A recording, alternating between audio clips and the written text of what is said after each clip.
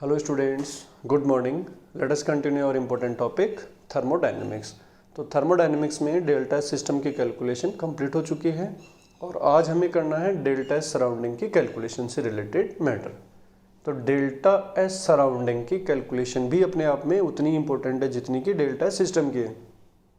Reason, most of the question में क्या पूछता है? Net delta S. तो अगर आप ओनली सिस्टम की कैलकुलेट कर लिए, सराउंडिंग की नहीं आती है तो पूरा बेकार चला जाएगा। अब यहाँ देखते हैं अपन कैसे इसकी कैलकुलेशन होगी। बेसिक फॉर्मूला तो वही रहना है, चाहे सिस्टम हो, सराउंडिंग हो, कोई सा प्रोसेस हो। अपन यहाँ पे मान लेते हैं कि कोई गैस है, उसका एक्सपेंशन हो रहा है। मान लो इसमें हमने कोई गैस ले रखी है और इसको अपन एक्सपेंड कर रहे हैं, या कोई वेट रखा हुआ, उस वेट को उठाया हमने तो एक्सपेंशन होगा। अब बताओ, ये जैसे वेट उठाएंगे एक्सपेंशन होगा, ये रिवर्सिबल होगा या इरिवर्सिबल? डेफिनेटली इरिवर्सिबल होगा। तो इस ड्यूरेशन वर्क कौन करेगा? गैस। तो डेफिनेटली वर्क वाइज इसकी एनर्जी को लॉस हो जाएगा और बदले में उतनी ही हीट एंटर कर जाएगी। अब मुझे बताओ इसमें, और ये आइसोथर्मल है, रिवर्सिबल आइसोथर्मल मैटर है मान लो। तो इस केस में सिस्टम को एनर्जी का प्रॉफिट हुआ या loss? No profit no loss. Delta E क्या आता है? जीरो।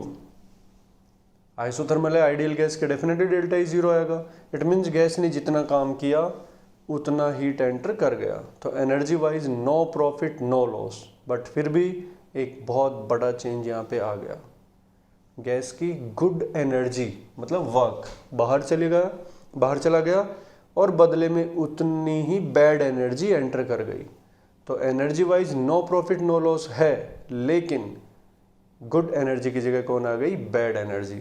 इट मीन्स उसका डिसऑर्डरनेस क्या हो गया? इस केस में बढ़ गया। किसकी वजह से? हीट की वजह से। क्लियर? बट यहाँ जो हीट एंटर कर रही है वो इरिवर्सिबल मैनर में एंटर कर रही है, और इस वाली हीट को अपन डेल्टा एस वाले फॉर्मूले में पुट नहीं कर सकते। तो रिवर्सिबल और इरिवर्सिबल सिस्टम के लिए होते हैं, सराउंडिंग के लिए होते हैं? डेफिनेटली सिस्टम के लिए होते हैं। तो सराउंडिंग के लिए तो चाहे ये स्लो जाए चाहे फास्ट जाए, जो भी हीट सराउंडिंग में आ रही है उसे अपने को रिवर्सिबल ही मानना पड़ेगा, बिकॉज सिस्टम के लिए रिवर्सिबल इरिवर्सिबल होता है, सराउंडिंग के लिए रिवर्सिबल इरिवर्सिबल का कोई मैटर ही नहीं है।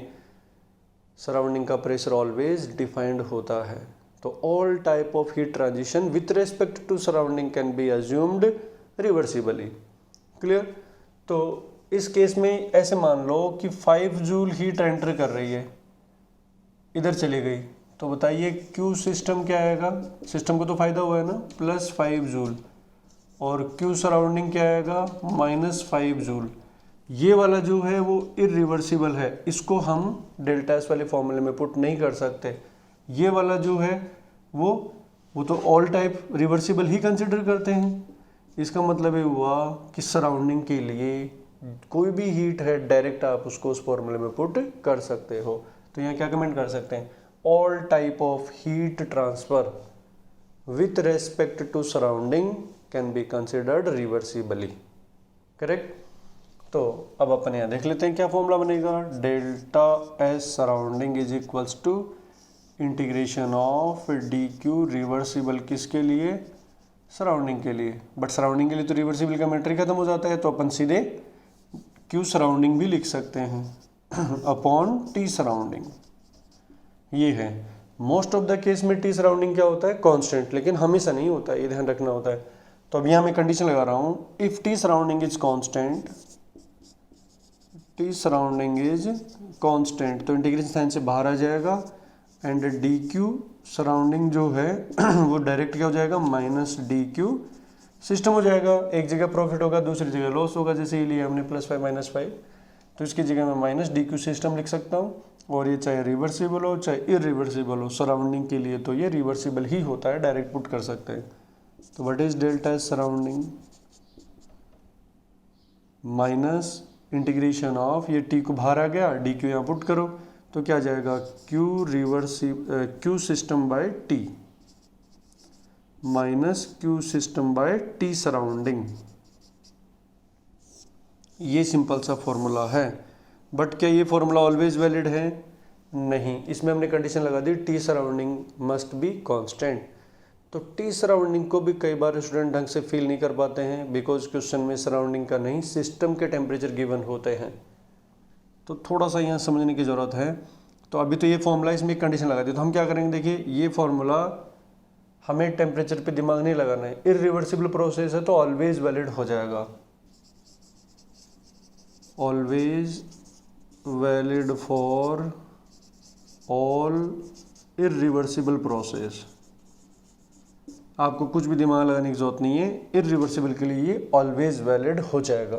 तो माइनस डी क्यू और सराउंडिंग नहीं दे रखा है तो सिस्टम और सराउंडिंग का टेम्परेचर वही लेना पड़ेगा, तो आप सीधे ये फॉर्मूला यूज कर लेंगे। फिर बात आती है फिर रिवर्सिबल के लिए क्या करेंगे, उसके लिए सबसे बेस्ट मेथड है, बिकॉज डेल्टा एस यूनिवर्स जो होता है वो delta S system plus delta S surrounding होता है, और रिवर्सिबल के लिए ये क्या होता है, जीरो होता है, रिवर्सिबल के जीरो होता है। तो बताओ डेल्टा एस सराउंडिंग कैलकुलेट करने का दूसरा जुगाड़ क्या बना, माइनस डेल्टा एस सिस्टम।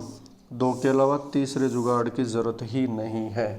जी मेंस एडवांस नीट कहीं से कोई भी सवाल आ जाए, आपके पास सराउंडिंग के लिए सिर्फ 2 फॉर्मूले डिज़ाइन किए हैं और सिस्टम के लिए 3। एक ही फॉर्मूले से हमने सिर्फ 5 फॉर्मूले बनाए हैं। तो यहाँ इरिवर्सिबल अगर कोई प्रोसेस है तो सीधा minus Q system by T कर दो, और अगर रिवर्सिबल है तो सिस्टम की कैलकुलेशन हमने ऑलरेडी कर ही ली थी, उसको माइनस लगा दो, तो डेल्टा एस सराउंडिंग आ जाएगा। क्लियर।